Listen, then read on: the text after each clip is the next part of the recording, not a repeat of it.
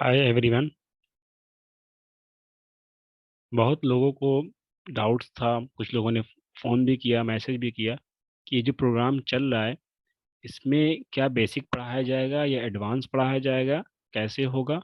सो मैं इस सारे डाउट को क्लैरिफाई पहले आपका कर दूं कि ये जो हम लोग ट्रेनिंग करा रहे हैं पीपीएस में, इसमें आपका पूरा एकेटीयू का सिलेबस कवर किया जाएगा। और ये पूरा बेसिक से हम लोग स्टार्ट करेंगे। हम ये मान के चलेंगे कि आपको ज़ीरो नॉलेज है बिगिनिंग से। कंप्यूटर क्या होता है, फंडामेंटल ऑफ कंप्यूटर, पार्ट्स, उसके बेसिक्स। देन उसके बाद हम लोग आगे फर्दर मूव करेंगे। सो ये पूरा जो कोर्स होगा, जो एकेटीयू का पीपीएस का जो problem programming for problem solving का जो सिलेबस है, वही हम लोग फॉलो करेंगे। और ये मेनली हम लोगों ने उनके लिए डिज़ाइन किया है जो बच्चे वीक हों, कमज़ोर हैं, जो फर्स्ट टाइम प्रोग्रामिंग सीख रहे हैं और वो खुद से नहीं समझ पा रहे हैं, उनके लिए। इनमें इसमें लाइव इंटरेक्शन होगा जूम के थ्रू, और जिसको जो डाउट होगा उसी ऑन दिस स्पॉट पूछेगा। ठीक है, तो आज की क्लास हम लोग प्रीवियस क्लास के आगे फर्दर डिस्कस करेंगे।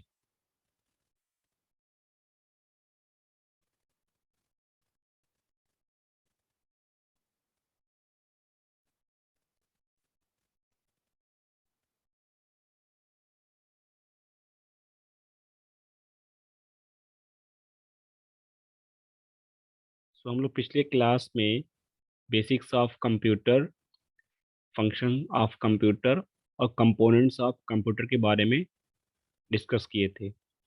सो पहला क्वेश्चन क्या था कि व्हाट इज़ कंप्यूटर, कंप्यूटर क्या होता है, इसके बारे में हमने डिटेल स्टडी की थी कि कंप्यूटर एक इलेक्ट्रॉनिक डिवाइस है जो ऑपरेटिंग करता है अंडर द इंस्ट्रक्शन में, और जो स्टोर करता है डेटा और प्रोसेस करता है एंड कुछ आउटपुट देता है अकॉर्डिंग टू द रूल के हिसाब से। उसी डेफिनेशन के हिसाब से हमने फंक्शन ऑफ कंप्यूटर में क्या कहा था कि a computer can take data as an input. A computer can store the data and instruction into memory. A computer can process on the data with the help of CPU. अब यहाँ पे CPU एक important point है, important terms है। फिर next में हमने क्या डिस्कस किया था, computer can generate the output after the process the data. ये इसके मेन टास्क होते हैं, मेन फंक्शन होता है कंप्यूटर का। फिर हम नेक्स्ट में डिस्कस किए थे कंपोनेंट्स ऑफ कंप्यूटर। सो हमने क्या कहा था कि पूरा कंप्यूटर को हमने दो पार्ट में डिवाइड किया हुआ है, means hardware and software. Hardware वो होता है जिसे हम टच कर सकते हैं, छू सकते हैं, फिजिकल थिंग हार्डवेयर है। और कंप्यूटर में हार्डवेयर जनरली इलेक्ट्रॉनिक्स डिवाइस होती हैं जो कि डिजिटल लॉजिक गेट्स और इंटीग्रेटेड सर्किट से बनी होती हैं। सॉफ्टवेयर क्या होता है, सॉफ्टवेयर एक प्रोग्राम होता है जो हम आगे पढ़ेंगे कि सॉफ्टवेयर कैसे बनता है। सॉफ्टवेयर अभी आगे डिस्कस होगा। तो वो प्रोग्राम होता है जिसका कोई एग्जिस्टेंस नहीं होता है, एक वर्चुअल होता है। ठीक है, सो पूरा कंप्यूटर दो पार्ट में डिवाइड था, हार्डवेयर एंड सॉफ्टवेयर। फिर हम आगे हार्डवेयर के बारे में थोड़ा डीप गए थे कि हार्डवेयर क्या होता है। सो हार्डवेयर क्या है, computer hardware is a collection of physical element और device. Generally physical elements are digital device. क्यों? क्योंकि जो कंप्यूटर आपका डिजिटल कंप्यूटर कहलाता है, इसीलिए डिजिटल डिवाइस होंगी। फिर हमने पूरी हार्डवेयर को ब्रॉडली क्लासिफाई किया था फोर टाइप्स में, on the basis of process, on the basis of working, किस हिसाब से वो काम कर रहा है उसी के हिसाब से हमने उसको क्लासिफाई कर दिया था। तो यहाँ पे क्लासिफिकेशन ऑफ हार्डवेयर, तो यहाँ पे input hardware, processing hardware, output hardware and storage hardware, ये किस बेसिस पे डिवाइड किया गया था, इनको इनके टास्क के हिसाब से। सो इनपुट डिवाइस, प्रोसेसिंग डिवाइस और आउटपुट डिवाइस और स्टोरेज डिवाइस। अब हम इसी के अंदर स्टडी कर रहे थे कि इनपुट डिवाइस क्या होता है। सो वो डिवाइस जिसके थ्रू हम ह्यूमन या यूजर कुछ अपने इंस्ट्रक्शन, कुछ कमांड सिस्टम में दे, ठीक है, वो इनपुट डिवाइस कहलाता है। एग्जाम्पल के तौर पे हमने वहाँ पे कीबोर्ड माउस लिया था। फिर नेक्स्ट में प्रोसेसिंग डिवाइस। प्रोसेसिंग डिवाइस वो डिवाइस होती हैं जो हमने कीबोर्ड के थ्रू, माउस के थ्रू जो हमने डेटा दिया हुआ है उस पर कुछ प्रोसेस करना है, वो क्या करता है, with the help of CPU उस डेटा को प्रोसेस करता है और कुछ यूजफुल आउटपुट देता है। फॉर एग्जांपल के तौर पे हमने कल एग्जांपल लिया था कि एक हमारी मूवी की फाइल है, उस पे जैसे हम राइट क्लिक करते हैं तो हम क्या कर रहे हैं, माउस से इनपुट दे रहे हैं, एरो ले जा रहे हैं, मूव कर रहे हैं, राइट क्लिक कर रहे हैं, इनपुट दे रहे हैं। राइट क्लिक करने के बाद हम करते हैं प्ले।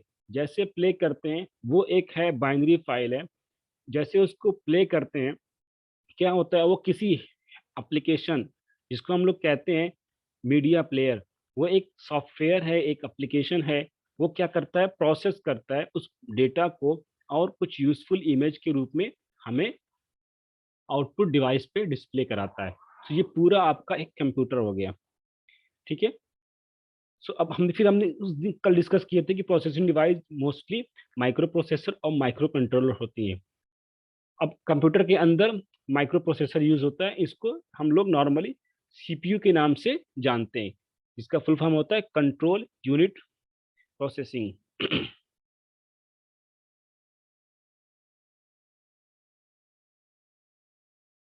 फिर हमने ये कहा था कि CPU is the brain of computer और ये रिस्पॉन्सिबल होता है पूरे सिस्टम को।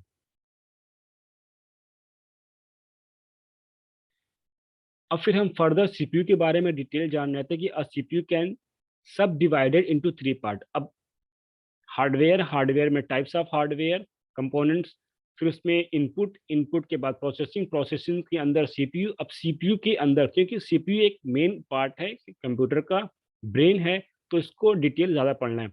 अब सीपीयू को डिवाइड किया गया है 3 पार्ट में, एक सीयू, एक एलयू और एक memory. So CPU can subdivided into 3 parts. Each part are responsible for different tasks and each part are help each other to perform the task या operation. CU and ALU and memory. अब next आते हैं CU क्या आता है। CU is control unit, full form क्या है, control. इसका नेम से ही पूरा स्पेसिफाई हो जा रहा है कि ये पूरे कंप्यूटर को कंट्रोल करता है एज वेल एज सीपीयू, हर चीज को कंट्रोल करता है। Control is a part of CPU which can manage and supervise the operation of the processor and other components. ठीक है। अब इसके टास्क क्या है, तो हमने टास्क डिस्कस की, कोड को रीड करना है, increment decrement, read data from memory. So हमने ये भी कहा था कि जो एलयू होता है वो केवल अर्थमेटिक ऑपरेशन और लॉजिक ऑपरेशन करता है, तो उसको डेटा कौन देगा, ये सीयू रिस्पॉन्सिबल होता है इसके लिए। नेक्स्ट हमारा है एलयू। एलयू हमने डिस्कस किया था कल क्लास में कि ALU is arithmetic and logic unit. ALU is a digital circuit within the microprocessor, क्योंकि ये माइक्रो प्रोसेसर के अंदर होता है, that perform the arithmetic and logic operation. अब अर्थमेटिक ऑपरेशन कौन कौन से होते हैं, एडिशन, सब्ट्रैक्शन, मल्टीप्लिकेशन। एंड आपका लॉजिक ऑपरेशन कौन सा होता है, एंड और not, bit wise operation, shift operation, ये सब आपके लॉजिक ऑपरेशन होते हैं। इसको आगे जब सी प्रोग्रामिंग पढ़ेंगे तो उसमें डिस्कस करेंगे। फिर हमने ये कहा था कि अब एलयू क्या होता है, अर्थमेटिक ऑपरेशन करता है। तो जब हम अर्थमेटिक ऑपरेशन परफॉर्म करते हैं तो 2 इनपुट लेते हैं जिसको हम लोग ऑपरेंड कहते हैं, और एक बीच में ऑपरेटर होता है। वो तो the input of ALU is known as operand and the operation perform is known as operator. So ये पूरा आपका प्रोसेस एलयू के अंदर हो गया। फिर नेक्स्ट में हमने डिस्कस किया था memory. For the CPU we refer the, अब देखो, जो हम ऑपरेशन करेंगे दो ऑपरेंड के बीच में, वो ऑपरेंड कहीं ना कहीं स्टोर होना चाहिए। तो उसके लिए सीपीयू के अंदर रजिस्टर होता है। Register is a very small size and very high speed और वेरी एक्सपेंसिव होता है। इसको हम लोग मेमोरी हायरार्की में डिटेल पढ़ेंगे। So memory for the CPU we refer as a register as a CPU memory which is very small and very fast in speed. So इतना हम लोग प्रोसेसिंग डिस्कस कर चुके थे। पिछली क्लास में अगर किसी को डाउट है पूछ सकता है।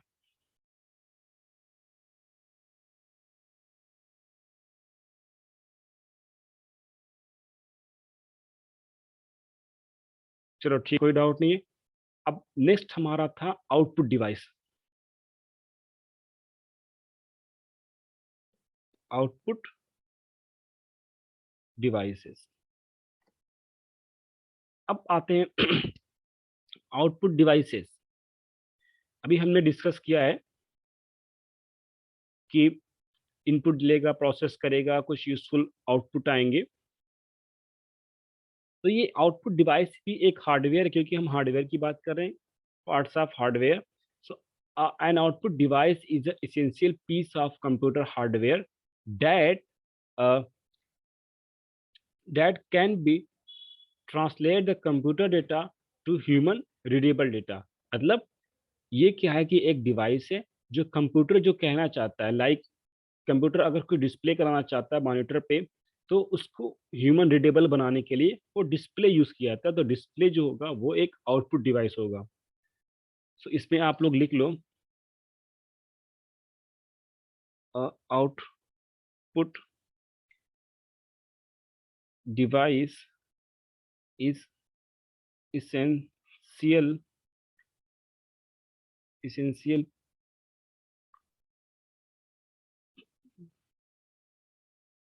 essential piece of computer. ऐसा क्यों कहा हमने एसेंशियल? क्यों? ये बहुत ज़रूरी होता है कि हम जो कंप्यूटर पे जो परफॉर्म कर रहे हैं, हमें वो कैसे पता चलेगा कि वो हो रहा है कि नहीं हो रहा है? तो उसके लिए कुछ आउटपुट दिखना चाहिए जो ह्यूमन इजली अंडरस्टेबल हो। So output device is a peripheral device भी कह सकते हैं, क्योंकि हमने इनपुट में कहा था। तो फिर output device is a peripheral device and it is essential device device of computer. It can translate it can translate लिख लो आप लोग, it can translate computer data to human readable data या human understandable data। ठीक है, the most common readable human understandable data is a picture, audio, ये सब होता है। तो लिख लो, the most common human readable data is, आर्स कह लो यहाँ पे, आर पिक्चर, पिक्चर, पिक्चर में टेक्स्ट भी हो जाएगा, टेक्स्ट आपका, ऑडियो, ऑडियो, टेक्स्ट, और कुछ हार्ड कॉपी जो हम लोग प्रिंट करते हैं, हार्ड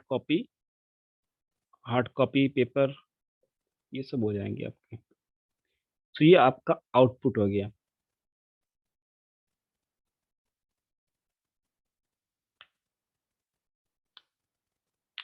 मीन्स नॉर्मली जो आपका आउटपुट डिवाइस होता है आपका, अगर आप सिस्टम में देखोगे तो monitor is output device as well as speaker जो होता है वो आउटपुट डिवाइस होगा। एलसीडी मॉनिटर और स्पीकर ये सब, प्रोजेक्टर आपका आउटपुट डिवाइस होता है।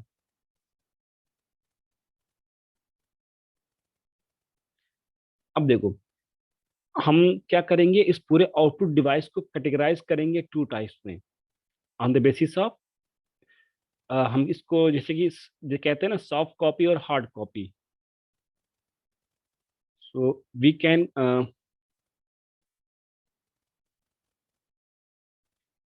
द आउटपुट डिवाइस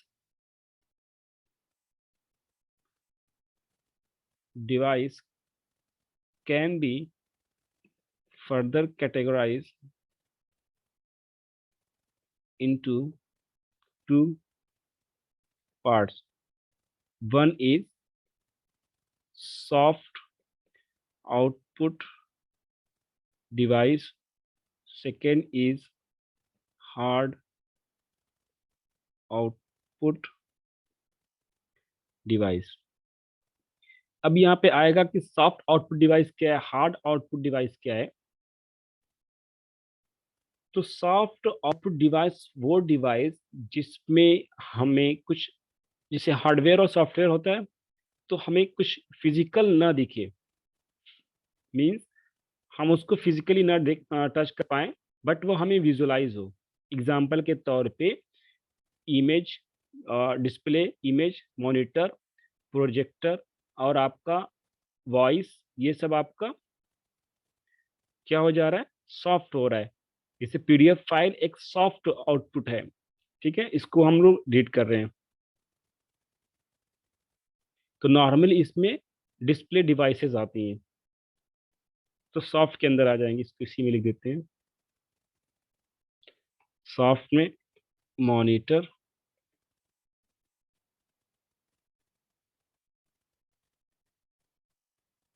मॉनिटर और डिस्प्ले यूनिट।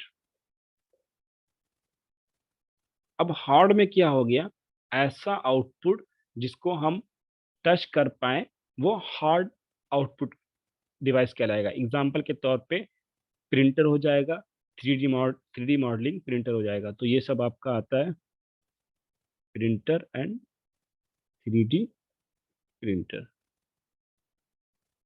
ये आपका आउटपुट डिवाइस फर्दर कैटेगराइज किया गया है। सो अभी इसमें कितने पार्ट थे, इनपुट हो गया, प्रोसेसिंग हो गया, आउटपुट, अब लास्ट है storage device. Components of computer चल रहा है।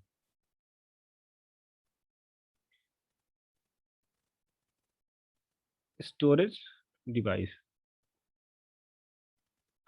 अब what is storage device, name से भी स्पेसिफाई हो रहा है कि storage device a digital device which can store the data and instruction in the computer memory in a computer, ठीक है। Generally the storage device is known as memory in the computer.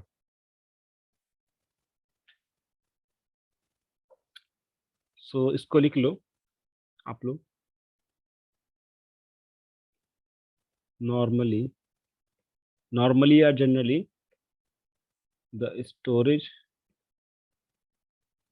Device is known as memory in computer terms, ठीक है। so a memory is a device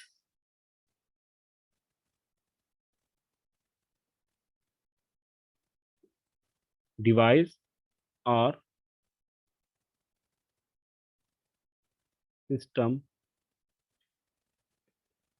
that is used to store the data and instruction into computer,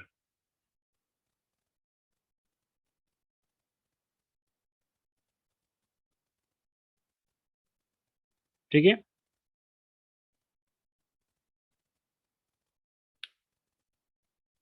hello,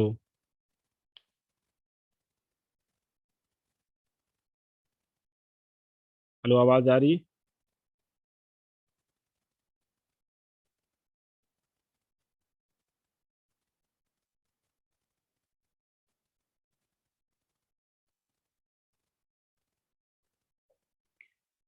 Okay. Storage device. Normally, the storage device is known as memory in the computer terms. The memory is the device or system that is used to store the data and instruction into the computer. अब ये store हुआ है, इसको process भी करते हैं कभी कभी, क्योंकि हमने जो कहा था मूवी वाली बात, तो वो प्रोसेस हो रहा है। तो the storage data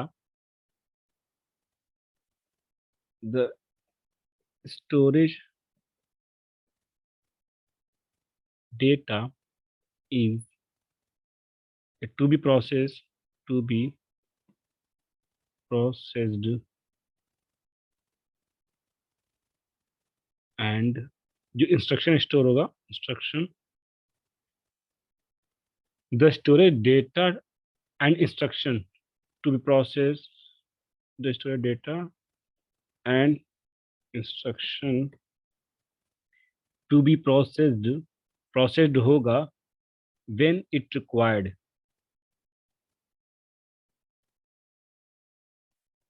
when it required। ठीक है, ये स्टोरेज का काम होता है। अब इस स्टोरेज को फर्दरली टू टाइप में डिवाइड किया गया है ऑन द बेसिस ऑफ इसके जो कंसेप्ट होता है।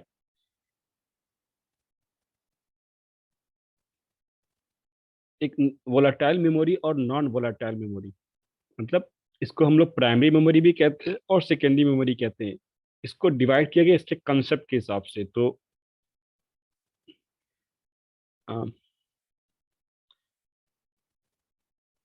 The storage device the storage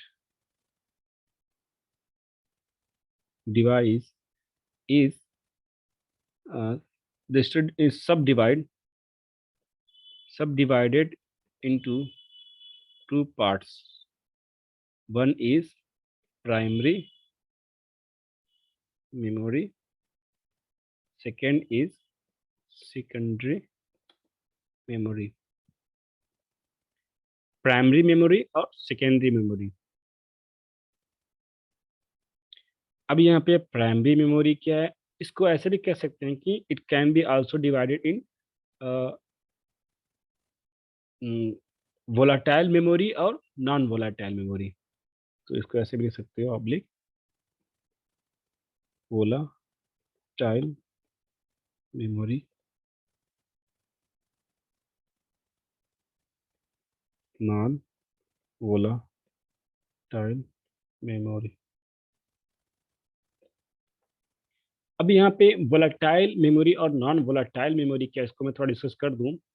volatile उसको कहते हैं, तब देखो वोलाटाइल मतलब ये होता है कि जब तक सिस्टम ऑन रहेगा, जब तक मेमोरी में पावर रहेगी, तब तक उसका डेटा स्टोर रहेगा।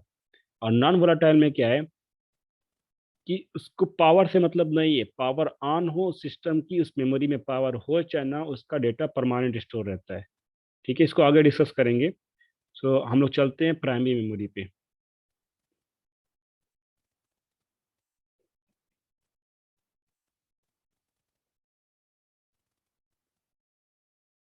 प्राइमरी मेमोरी क्या होती है, यहाँ तो समझ में आ रहा है सबको?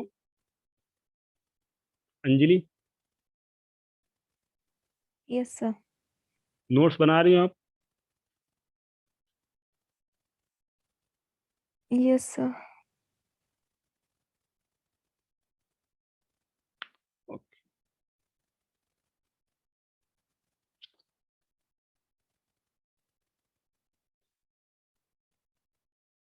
चलो आते हैं प्राइमरी मेमोरी। देखो प्राइमरी मेमोरी में नॉर्मली रैम जो आती है वो प्राइमरी मेमोरी के अंदर आती है। जैसे आप लोग सुनते होंगे रैम, इस मोबाइल की कितनी रैम है, वो प्राइमरी मेमोरी के अंदर आती है। इसी तरह आप जब फ़ोन खरीदोगे तो उसमें दो चीज़ होता है, एक रैम होता है, एक रोम होता है। रोम भी प्राइमरी मेमोरी के अंदर आती है। ये सब फास्ट होती है as a compare of secondary memory. Example के तौर पे आप मोबाइल फ़ोन खरीद रहे हो, तो उसमें कि इनबिल्ट होता है मेमोरी जिसको हम लोग रोम कहते हैं। फिर एक आप एक्सटर्नल यूज़ करते हो, क्या कहते हैं उसको, मेमोरी कार्ड, वो आपका सेकेंडरी मेमोरी होता है। सो आपका सेकेंडरी मेमोरी स्लोअर होता है एज कंपेयर ऑफ जो आपका इनबिल्ट मेमोरी होता है। So primary RAM is a primary memory normally, इसलिए in the primary memory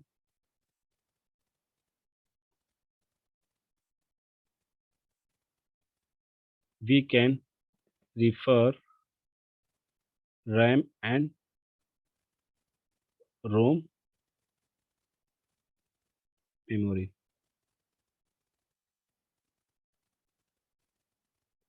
it is a volatile memory, या ऐसे भी कहते हो कि the nature of this memory is volatile nature.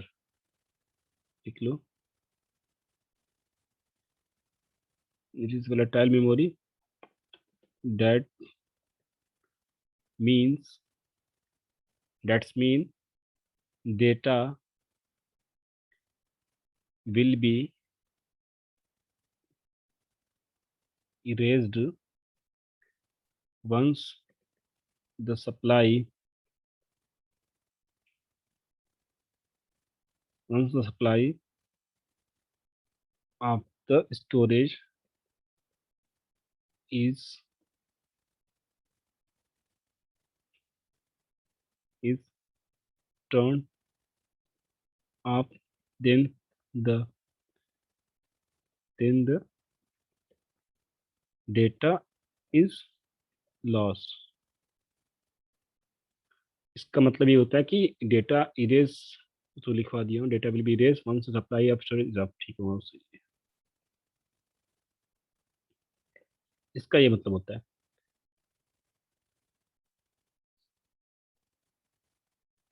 Normally इसमें रैम आता है और रोम आता है।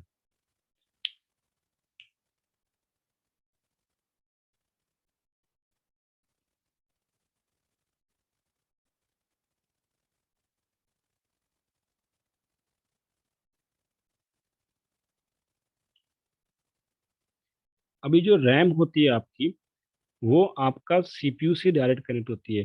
So, इसमें सेकेंड पॉइंट लिख लो, the primary memory is directly connected to the CPU. That's means the data can be transferred from CPU to main memory, primary memory. And the data, that means the data can be transferred from the CPU to primary memory directly, directly, direct। ये होता है इसमें।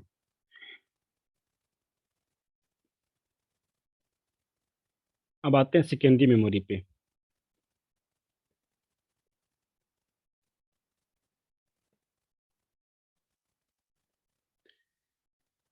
अब देखो, primary memory की problem क्या है कि जब तक पावर है तब तक डेटा है, जैसे पावर कट, डेटा इरेज हो जाएगा। सो इस प्रॉब्लम को रिजॉल्व करने के लिए सेकेंडरी मेमोरी का कंसेप्ट है पूरा। ठीक है, तो the limitation of primary memory is resolved by the secondary memory,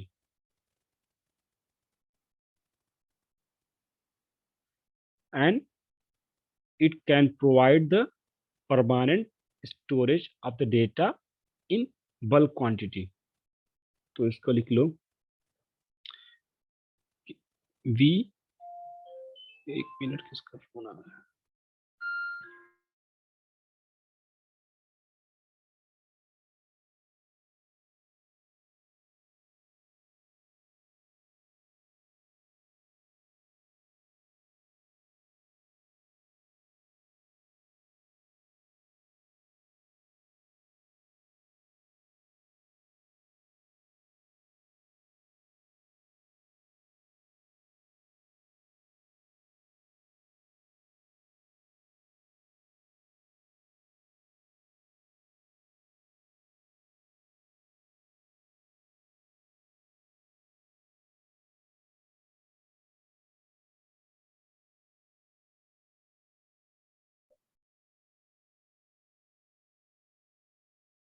हाँ, ये क्या था, secondary memory. So the primary memory, the primary memory has the limitation of uh, has the limitation of erased data, erased data when the power off.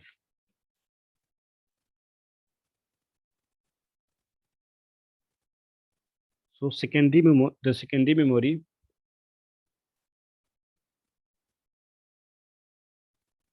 is overcome this problem and it provide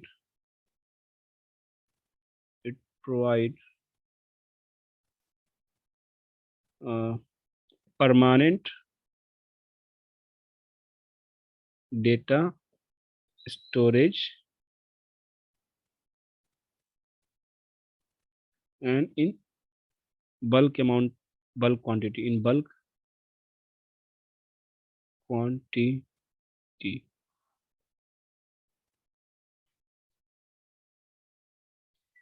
अब कभी कभी secondary memory को हम लोग कभी कभी external memory भी कहते हैं। जैसे अभी हमने वहाँ पे कहा प्राइमरी मेमोरी को मेन मेमोरी भी कहते हैं। तो यहाँ पे एक टाइम टर्म्स बढ़ा लो कि primary memory is also known as main memory. Primary memory is also known as main memory या इंटरनल मेमोरी भी कह सकते हो यहाँ पे। तो इसी तरह आपका सेकेंडरी मेमोरी एक्सटर्नल मेमोरी होता है। जैसे अभी हमने कहा था जो आपका चिप होता है जो लगाते हैं मोबाइल में, वो एक्सटर्नल होता है, तो वो सेकेंडरी मेमोरी में आता है।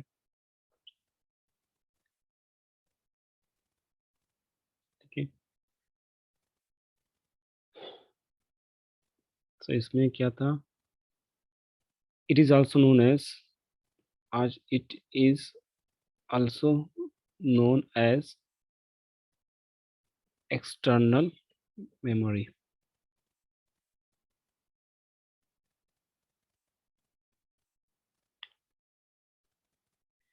अब देखो ये एक्सटर्नल है, तो कुछ एक्सटर्नल मेमोरी फिक्स्ड होती है और कुछ मूवेबल होती है। एग्जांपल के तौर पे आपके लैपटॉप में जो हार्ड डिस्क लगी है वो सेकेंडरी मेमोरी है, बट वह फिक्स्ड मेमोरी है।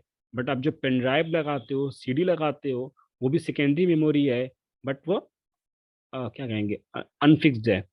मतलब मतलब फिक्स्ड नहीं है, नॉट फिक्स्ड है, अनफिक्स्ड है, डायनेमिक है या मूवेबल है। तो अब इसको हम फर्दर कैटेगराइज कर देंगे कि द सेकेंडरी मेमोरी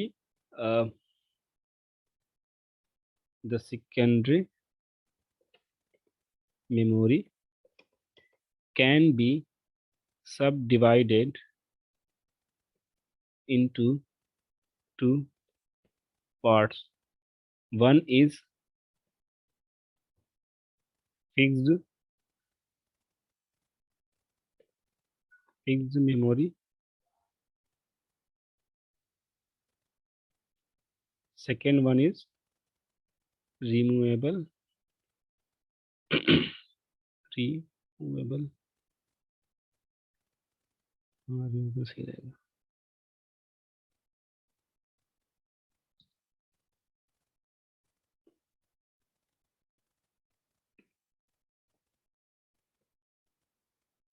ये दो टाइप की होती हैं। तो आपकी फिक्स में कौन कौन सी आ जाएंगी, जैसे आपके हार्ड डिस्क लगी हुई है, वो फिक्स में आ जाएगी। तो फिक्स में आप लिख लो बस दो तीन लाइन। एस एस डी आता है, एस एस डी और एच डी डी, ये सब हार्ड डिस्क होता है। और रिमूवेबल में आपका सी डी रोम वाला, फ्लॉपी फ्लॉपी और पेन ड्राइव, ये सब आता है। ठीक है, तो आज क्लास यहीं तक रहेगी।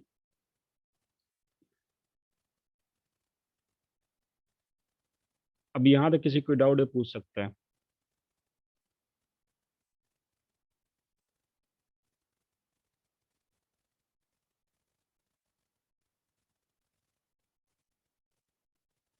ठीक है, तो क्लास को ओवर करें, फिर नेक्स्ट क्लास में हम लोग आगे डिस्कस करेंगे।